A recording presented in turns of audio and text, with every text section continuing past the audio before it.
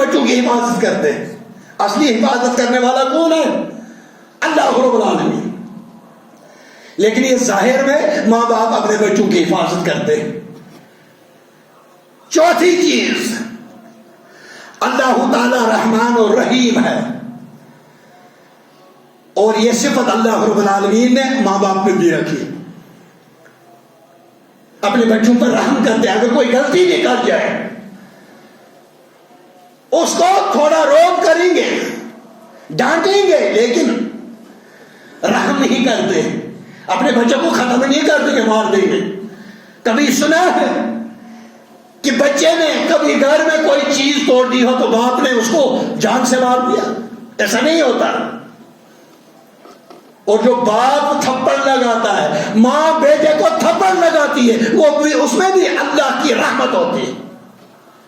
اس کا دل نہیں کرتا تجھے مارنے کا، لیکن تیری غلطی کی وجہ سے، تاکہ آئندہ تو دوسری بار ایسی غلطی نہ کرے، اس لیے وہ تھپڑ لگاتی ہے تاکہ دوبارہ یہ غلطی نہ کرے.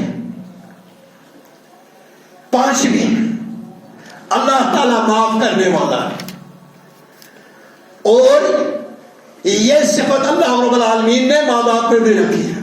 ماں باپ بھی اپنے بچوں کو معاف کرتے ہیں.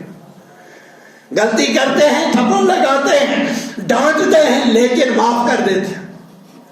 گھر سے نہیں نکال دیتے بلکہ اس کو معاف کر دیتے ہیں. چھٹی صفت اللہ کی ہے ستار العیوب، عیبوں کو چھپانا. اور کسی حد تک یہ ماں باپ میں بھی ہوتا ہے. اگر بچے میں کوئی عیب ہو تو ماں باپ کبھی بھی وہ عیب لوگوں کے پاس ظاہر نہیں کرتا، چھپاتا. آٹھویں چیز، اللہ تعالی نعمت عطا کرنے والا ہے، اور ماں باپ اگر بھوکے بھی ہوں بازار جائیں گے اپنے بچے کے لیے کچھ نہ کوئی نعمت لے کر آتے. نویں، اللہ تبارک تعالی انسان کی شارک سے بھی قریب ہے، اور اس میں کچھ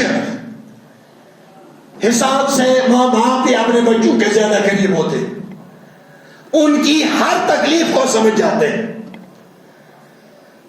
جتنا ماں باپ اپنے بچوں کی تکلیفوں کو سمجھتا ہے اتنا دوسرا ہمسایہ پڑوسی نہیں سمجھ سکتا.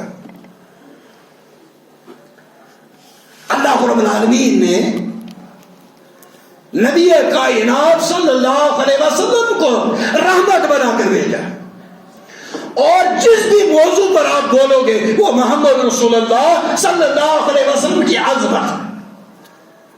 ایسا ہو ہی نہیں سکتا، ایسا کوئی ممبر ہے ہی نہیں کائنات کے اندر جس میں محمد رسول اللہ صلی اللہ علیہ وسلم کا ذکر خیر نہ ہوتا ہو. ہے کوئی ممبر؟ نہیں ہے. اس لیے خالی ربیع الاول کے اندر نبی کریم صلی اللہ علیہ وسلم کی سیرت بیان کرنا، بلکہ پورے 12 مہینوں محمد رسول اللہ صلی اللہ علیہ وسلم کی سیرت بیان کی جائے. اتنی عظمت ہے محمد رسول اللہ صلی اللہ علیہ وسلم. اگر پوری زندگی ختم ہو جائے گی، ہم تعریف کرنا چاہیں محمد رسول اللہ صلی اللہ علیہ وسلم درود بھیجنا چاہیں، ہماری عمریں ختم ہو جائے گی لیکن ان کی تعریف مکمل نہیں ہو سکتی ہے. اتنا عظیم. عام طور پر میرے خطیبوں سے سنا، اور بولتے بولتے وہ پیغمبر کی بھی توہین کر دیتے ہیں.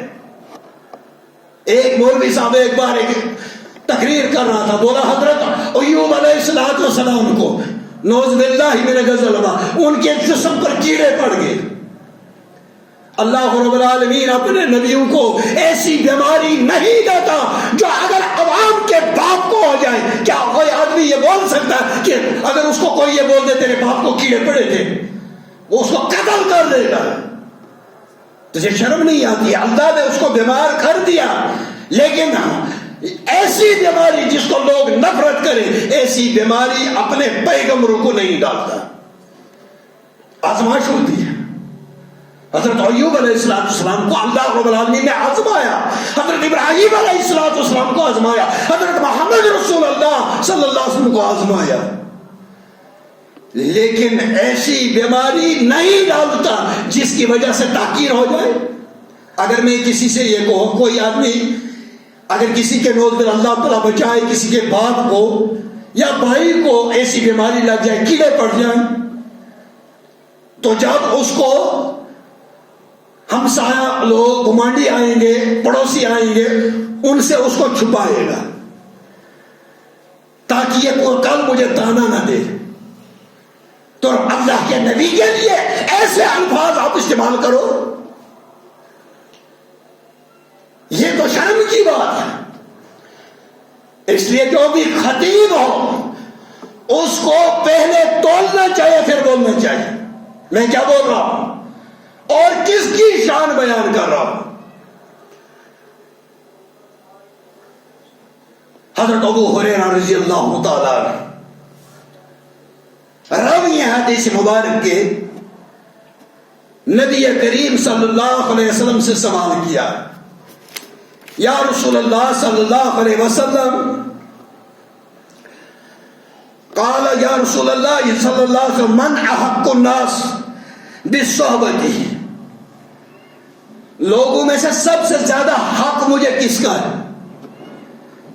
قال امک، نبی کریم صلی اللہ علیہ وسلم فرمایا تیری ماں کا. قال ثم ایو، اے اللہ کے رسول صلی اللہ علیہ وسلم اس کے بعد؟ فرمایا امک، تیری ماں کا. قال ثم ایو، تیسری بار پوچھا، فرمایا قال ابوک. یہ ایک حدیث ہے، یہ حدیث شرح مشکل الآثار کے اندر موجود ہے.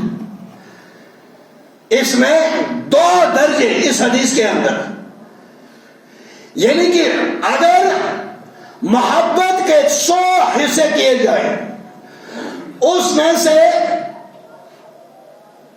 75 حصے جو ہے محبت، اس کی حقدار، احسان کی حقدار، رحم کی حقدار، اخلاق کی حقدار، محبت کی حقدار اس کی ماں ہے.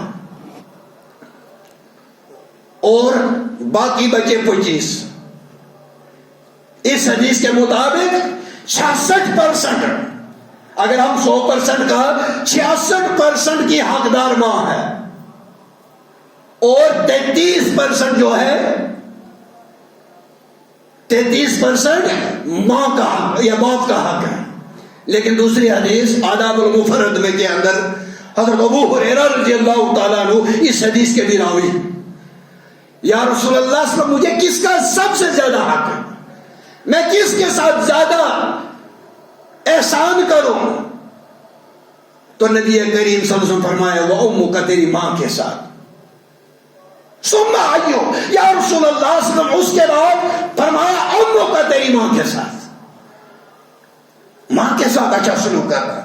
تیسری بار پھر پوچھا ثم ایو، فرمایا امک، تیری ماں کا. 3 بار. چوتھی بار پھر سوال کیا حضرت ابو ہریرہ رضی اللہ تعالیٰ عنہ نے، ثم ایو، اس کے بعد فرمایا وہ ابو کا، تیرے باپ کا. یعنی کہ اگر 1 روپے میں 4 چوانیاں ہیں، 75 پیسے محبت اور احسان کی حقدار تیری ماں ہے، تیری امی ہے، اور 25 پیسے کا حقدار تیرا ابو ہے.